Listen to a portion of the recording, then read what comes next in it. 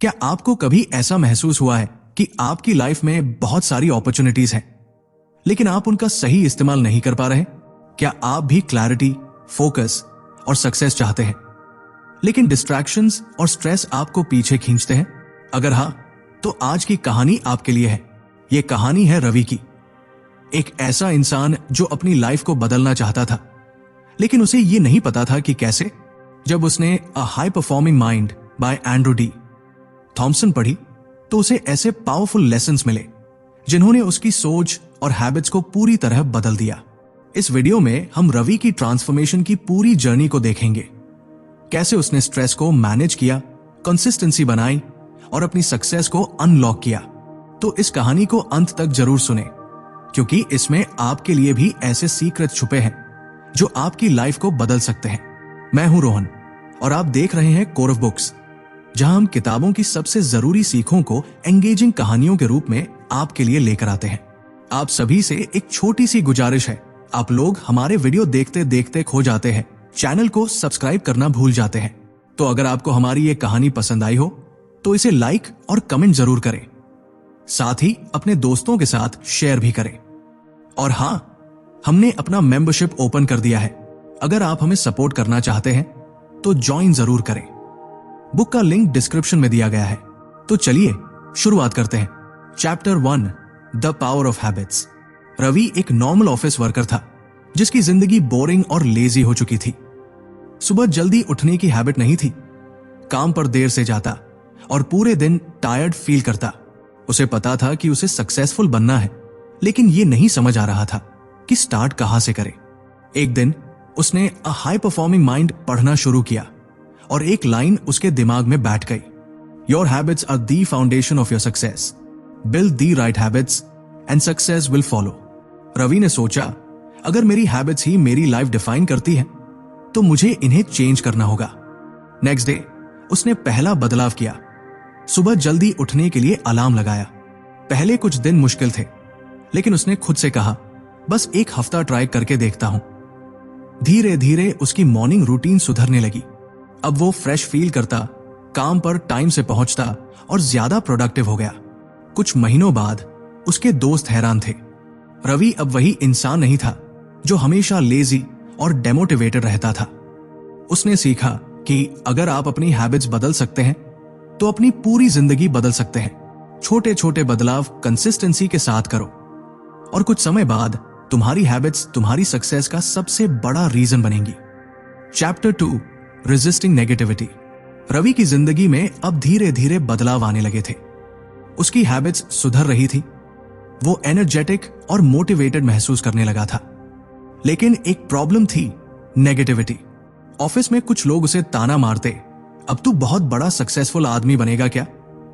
कुछ दोस्त उसकी न्यू लाइफस्टाइल को ओवर एक्टिंग कहते।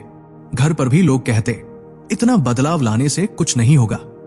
रवि पहले इन बातों को इग्नोर करता, लेकिन धीरे धीरे ये नेगेटिव थॉट्स उसके दिमाग में घर करने लगे।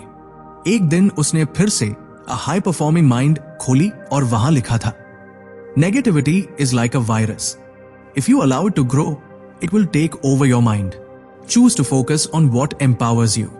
रवि को समझ आ गया कि उसे नेगेटिव पीपल और थॉट से दूर रहना होगा।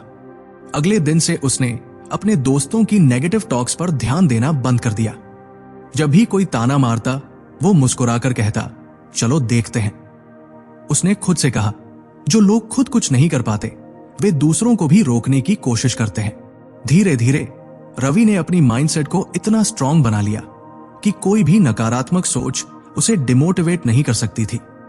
उसने सीखा कि सक्सेस का सबसे पहला स्टेप है नेगेटिविटी को रेजिस्ट करना। दुनिया वही बदलते हैं जो पहले अपनी सोच को बदलते हैं। नकारात्मकता को अपनी स्ट्रेंथ में बदलो और आगे बढ़ते रहो। Chapter 3, creating a personal vision. Ravi अब नकारात्मकता को पीछे छोड़ चुका था। उसकी हैबिट्स मजबूत हो रही थी और वो हर दिन बेटर वर्जन बनने की कोशिश कर रहा था। लेकिन एक प्रॉब्लम अभी भी थी, डायरेक्शन। वो सुबह जल्दी उठ जाता, एक्सरसाइज करता, किताबें पढ़ता, लेकिन फाइनल गोल क्या था ये उसे खुद नहीं पता था।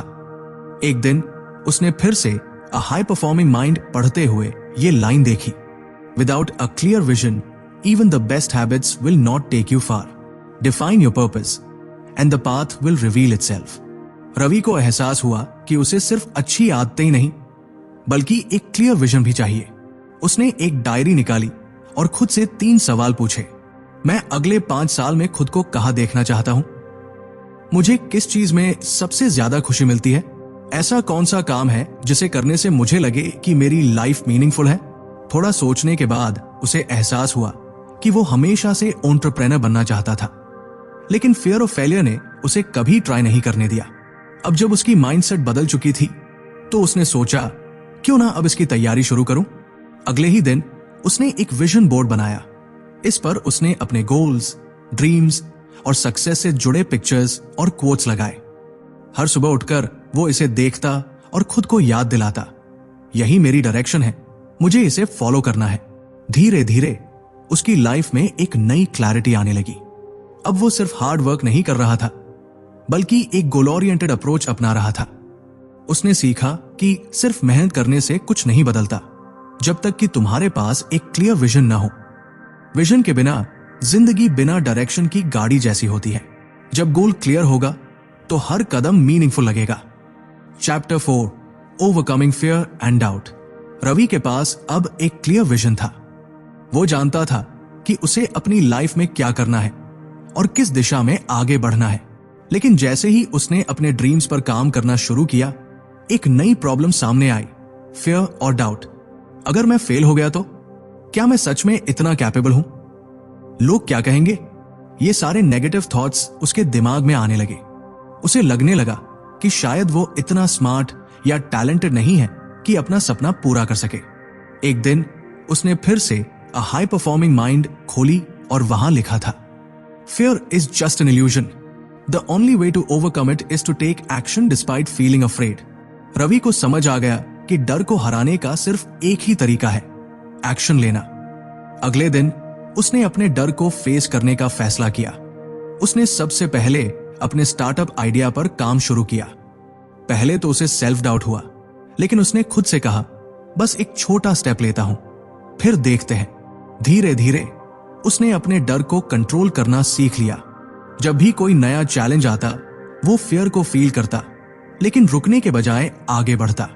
उसने सीखा कि डर का मतलब हार नहीं है।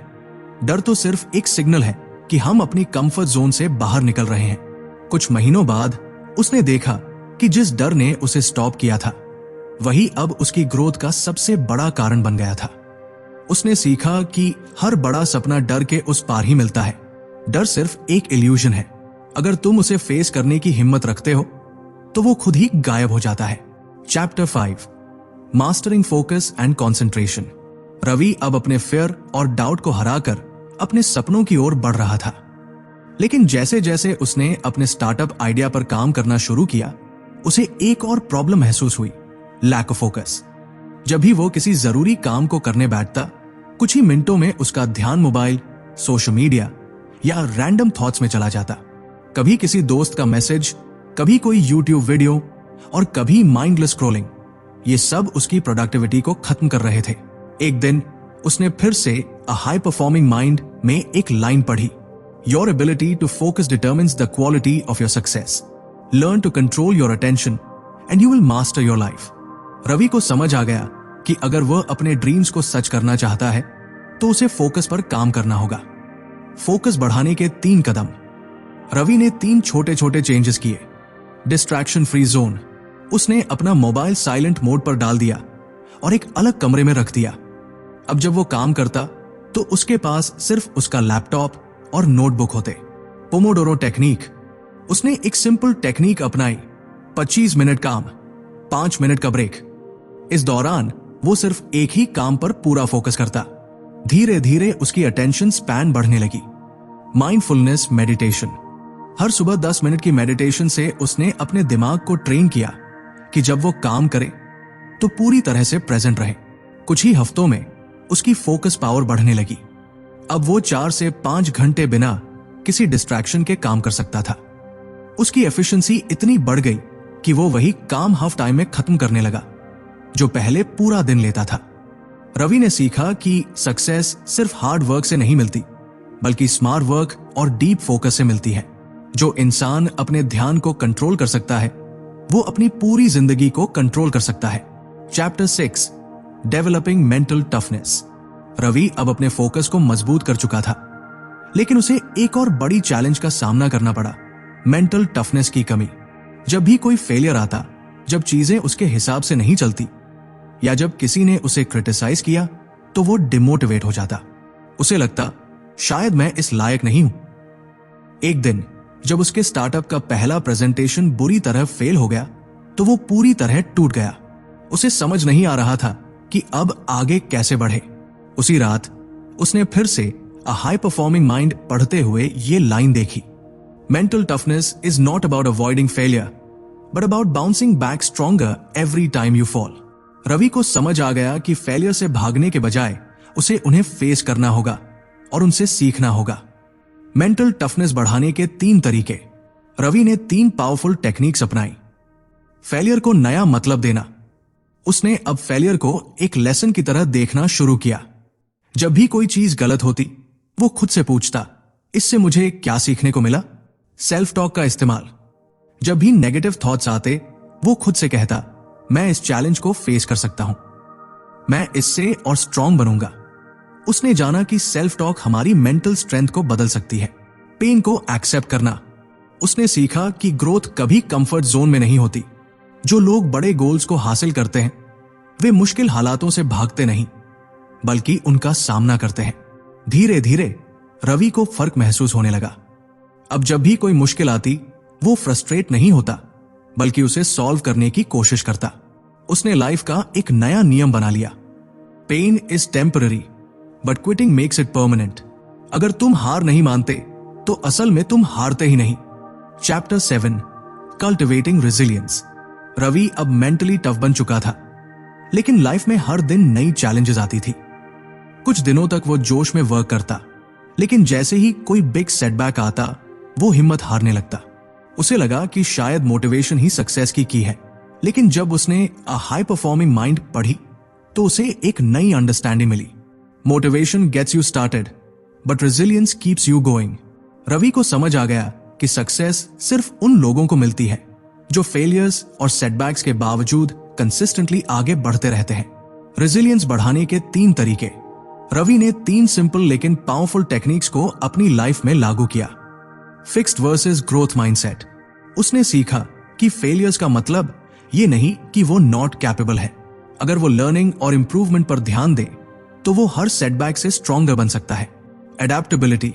जब भी चीजें उसके प्लान के हिसाब से नहीं होती तो अब वो फ्रस्ट्रेट होने की बजाय अपने स्ट्रैटेजी को एडजस्ट करने लगा। उसने जाना कि रेसिलिएंट लोग रिजिड नहीं होते, वे स्मार्टली अडेप्ट करते हैं। Self compassion. पहले वो हर छोटी गलती पर खुद को ब्लेम करता था, लेकिन अब उसने सीखा कि हम इंसान हैं, मशीन नहीं। उसने खुद से काइंड रहना और सेल्फ फॉरगिवनेस को अपनाना शुरू किया। धीरे धीरे रवि की माइंडसेट बदल गई। अब जब भी कोई सेटबैक आता वो खुद से कहता, ये मेरी ग्रोथ का हिस्सा है, मैं इसे हैंडल कर सकता हूं। कुछ महीनों बाद जब उसके स्टार्टअप के कुछ प्रोजेक्ट्स फेल हो गए तो उसने क्विट करने की बजाय न्यू स्ट्रैटेजीज पर काम किया। उसने सीखा कि resilience is not about never falling, it's about getting up every single time you fall. Chapter 8 enhancing emotional intelligence. Ravi अब रेसिलिएंट बन चुका था, लेकिन एक और प्रॉब्लम थी, वो अक्सर ओवर रिएक्ट कर जाता था। अगर कोई क्लाइंट फीडबैक देता तो वो उसे पर्सनली लेने लगता। अगर कोई दोस्त उसकी स्टार्टअप जर्नी पर शक करता तो वो एंग्री हो जाता। एक दिन उसके कोफाउंडर ने उसे कहा, तुम्हें अपने इमोशंस कंट्रोल करने आने चाहिए, वरना ये तुम्हारी प्रोग्रेस को स्लो कर देगा। रात को जब रवि ने अ हाई परफॉर्मिंग माइंड पढ़ी तो उसे एक पावरफुल लाइन मिली, emotional intelligence is not about suppressing emotions but about understanding and managing them effectively. Ravi को समझ आ गया कि सिर्फ IQ इंटेलिजेंस क्वोशंट से नहीं बल्कि EQ इमोशनल क्वोशंट से भी सफलता मिलती है। इमोशनल इंटेलिजेंस बढ़ाने के 3 तरीके। रवि ने 3 पावरफुल टेक्निक्स को अपनी लाइफ में अपनाया। Self awareness. जब भी उसे एंगर, फ्रस्ट्रेशन या एंजाइटी महसूस होती तो वो खुद से पूछता, मैं ऐसा क्यों फील कर रहा हूं। इससे उसे अपने इमोशंस को बेटर अंडरस्टैंड करने में मदद मिली। Pause before reacting. उसने सीखा कि इमोशंस पर इमीडिएट रिएक्ट करने से सिचुएशंस खराब हो सकती है। अब जब भी वो गुस्सा या दुखी होता, वो 10 सेकंड तक पॉज करता, फिर सोचकर रिस्पॉन्ड करता। एम्पैथी। उसने ये भी सीखा कि सिर्फ खुद के इमोशंस पर नहीं, बल्कि दूसरों के इमोशंस को भी अंडरस्टैंड करना जरूरी है। अब वो किसी के शब्दों के पीछे के फीलिंग्स को समझने की कोशिश करता। धीरे धीरे रवि को फर्क महसूस होने लगा। पहले जो बात उसे एंग्री कर देती थी, अब वो उसे मैच्योरिटी से हैंडल करने लगा। पहले जो नेगेटिव फीडबैक उसे डिमोटिवेट करता था, अब वो उसे इंप्रूव करने का मौका मानने लगा। The most successful people are not those who avoid emotions, but those who master them. Chapter 9, optimising decision making. Ravi अब अपने इमोशंस को समझने और संभालने लगा था, लेकिन एक और बड़ी चैलेंज थी, डिसीजन मेकिंग। हर दिन उसे कई डिसीजंस लेने पड़ते थे। स्टार्टअप में कौन सा स्ट्रैटेजी अपनानी है, किस प्रोजेक्ट पर ज्यादा फोकस करना है, किसके साथ पार्टनरशिप करनी है। लेकिन कई बार वह या तो ओवरथिंक करता या फिर जल्दी में कोई रॉन्ग डिसीजन ले लेता, जिससे नुकसान हो जाता। एक दिन उसके मेंटोर ने उससे पूछा, तुम्हारे हर छोटे डिसीजन में इतना टाइम क्यों वेस्ट होता है? रवि के पास कोई क्लियर आंसर नहीं था। उसी रात उसने अ हाई परफॉर्मिंग माइंड पढ़ते हुए एक पावरफुल लाइन देखी, great decision makers don't rely on luck, they rely on a system. Ravi को समझ आ गया कि डिसीजन मेकिंग सिर्फ गट फीलिंग पर नहीं, बल्कि एक सही अप्रोच पर डिपेंड करती है। बेटर डिसीजन मेकिंग के 3 तरीके। रवि ने अपनी डिसीजन मेकिंग को ऑप्टिमाइज करने के लिए ये 3 पावरफुल स्ट्रैटेजीज अपनाई। 80/20 रूल, परेटो प्रिंसिपल। उसने सीखा कि हर चीज इक्वली इंपॉर्टेंट नहीं होती। अब वो हर डिसीजन से पहले पूछता, क्या ये 20% एफर्ट है जो मुझे 80% रिजल्ट्स देगा? इससे वो अननेसेसरी चीजों में टाइम वेस्ट करने से बचने लगा। Fast versus slow decisions. उसने डिसीजन मेकिंग को 2 कैटेगरीज में बांटा। फास्ट डिसीजंस, छोटे डिसीजंस जिनका इंपैक्ट ज्यादा नहीं था, ईजी कौन सा टास्क पहले करना है, इन्हें वो तुरंत टेक करता। स्लो डिसीजंस, बड़े और क्रिटिकल डिसीजंस, ईजी किस नए इन्वेस्टर के साथ डील करनी है, इनके लिए वो प्रॉपर एनालिसिस करता। Worst case scenario analysis. जब भी कोई बिग डिसीजन लेना होता, वो खुद से पूछता, अगर ये डिसीजन गलत हुआ तो सबसे बुरा क्या होगा? इससे उसे फियर से बाहर आने और लॉजिकल थिंकिंग अपनाने में मदद मिली।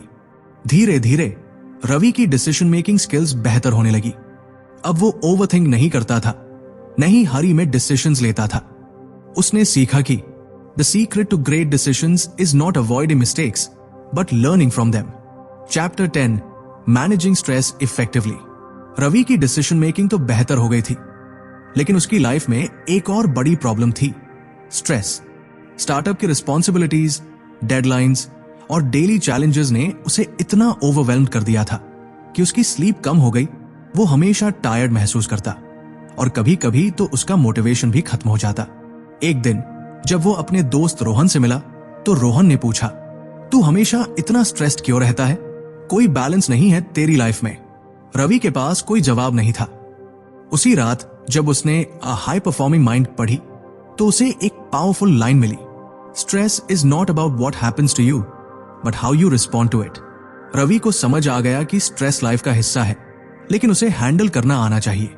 स्ट्रेस को हैंडल करने के 3 तरीके। रवि ने स्ट्रेस को इफेक्टिवली मैनेज करने के लिए ये 3 स्ट्रैटेजीज अपनाई। Prioritisation time management. वो पहले हर काम को इक्वल इंपॉर्टेंस देता था, जिससे वर्कलोड बढ़ जाता था। अब उसने आइजनहावर मैट्रिक्स का यूज करना शुरू किया। अर्जेंट इंपॉर्टेंट, तुरंत करने वाले tasks. Important but not urgent, planning के tasks. Urgent but not important, delegation वाले tasks. Not urgent not important, avoid करने वाले टास्क्स। Mindfulness, deep breathing. उसने सीखा कि जब भी स्ट्रेस बढ़ता है तो कुछ डीप ब्रेथ्स लेने से माइंड रिलैक्स हो जाता है। अब वो दिन में कम से कम 10 मिनट मेडिटेशन करता, जिससे उसकी मेंटल क्लैरिटी इंप्रूव होने लगी। Physical activity, sleep. रवि की लाइफस्टाइल बहुत अनहेल्दी हो गई थी। उसने जाना कि your mind can't function well if your body is exhausted. अब वो रेगुलर वर्कआउट करने लगा और हर रात प्रॉपर स्लीप लेने लगा। धीरे धीरे रवि की लाइफ बैलेंस्ड होने लगी। अब जब भी कोई स्ट्रेसफुल सिचुएशन आती, वो रिएक्ट करने की बजाय कामली रिस्पॉन्ड करता। उसने सीखा कि you can't eliminate stress completely, but you can always control how you deal with it. Chapter 11, building consistency and habits. Ravi अब स्ट्रेस मैनेजमेंट सीख चुका था, लेकिन उसके सामने एक और चैलेंज थी, कंसिस्टेंसी। वो कई बार मोटिवेटेड होकर नई आदतें बनाना शुरू करता, लेकिन कुछ ही दिनों में लूज फोकस कर देता। कभी कभी वो डेली रूटीन को मेंटेन नहीं कर पाता, तो कभी कोई डिस्ट्रैक्शन उसकी प्रोडक्टिविटी खत्म कर देती। एक दिन उसके दोस्त आदित्य ने उससे कहा, सक्सेस मोटिवेशन से नहीं, कंसिस्टेंसी से मिलती है। रवि को यह बात हिट कर गई। उसी रात उसने अ हाई परफॉर्मिंग माइंड पढ़ते हुए एक पावरफुल लाइन देखी, your habits define your success, not your goals. अब रवि को समझ आ गया कि हैबिट्स और कंसिस्टेंसी ही उसे लॉन्ग टर्म सक्सेस दिला सकते हैं। कंसिस्टेंसी हैबिट्स बिल्ड करने के 3 तरीके। रवि ने अपनी लाइफ में कंसिस्टेंसी लाने के लिए ये 3 स्ट्रैटेजीज अपनाई। The 2 minute rule. जब भी कोई नई आदत शुरू करनी होती, वो सबसे छोटा स्टेप लेता। एग्जाम्पल, अगर उसे रीडिंग हैबिट बनानी होती तो वो खुद से कहता, बस 2 मिनट के लिए पढ़ूंगा। इससे शुरुआत आसान हो जाती और धीरे धीरे हैबिट बनती गई। Habit stacking. उसने सीखा कि नई आदतें पुरानी आदतों के साथ जोड़ने से जल्दी एडॉप्ट होती है। एग्जाम्पल, अगर वो सुबह कॉफी पीता था तो उसने उसके साथ बुक रीडिंग भी जोड़ दी। अब हर बार जब वो कॉफी बनाता, वो ऑटोमेटिकली बुक भी उठाने लगता। Tracking accountability.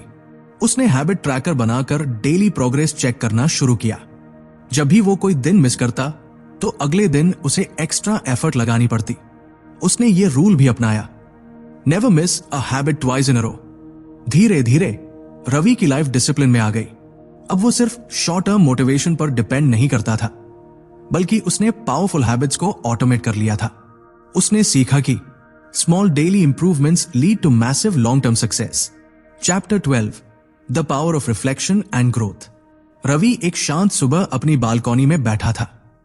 सामने सूरज धीरे धीरे स्काई में ऊपर उठ रहा था और वो अपनी अब तक की जर्नी के बारे में सोच रहा था।